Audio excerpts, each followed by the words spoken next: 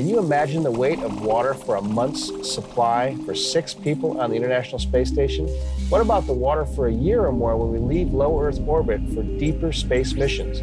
That's a lot of water, and bringing it with us is not very efficient. On station, we recycle wastewater to get fresh drinking water.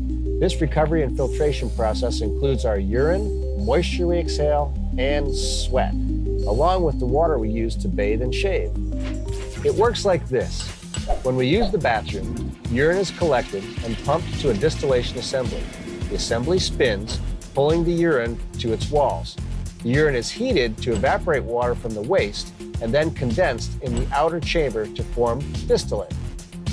Next, the water is pumped to a tank where it is joined with the water recovered from cabin air created by crew sweat and respiration. Down the line from there, odors and any other contaminants are removed with heat. Then iodine is added for microbial control.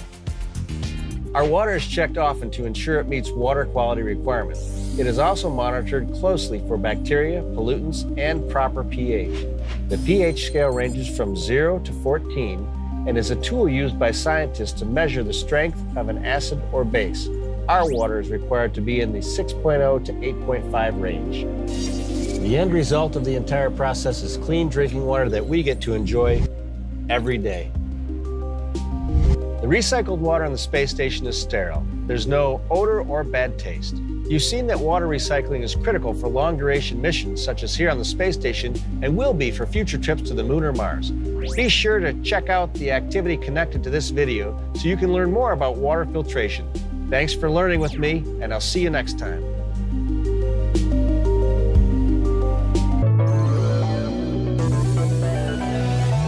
Hey there, my name is Joe Acaba, and I'm living and working on the International Space Station as part of Expedition 53.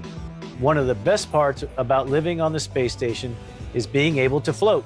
Just like you walk from place to place throughout your day, we float from place to place throughout our day. However, we have learned that the same thing that allows us to float, microgravity, is hard on our bodies over time. Our muscles and bones are made of millions of tiny units called cells, and these cells can have problems in microgravity. Up here on the station, bones and muscles no longer have to support the weight of our bodies, so they get weaker. Astronauts could develop something called muscle atrophy, where our muscles become weak from lack of use. Each bone in your body is made of cells too. A healthy bone has more density than an unhealthy bone. Weakened bones can lead to a disease called osteoporosis.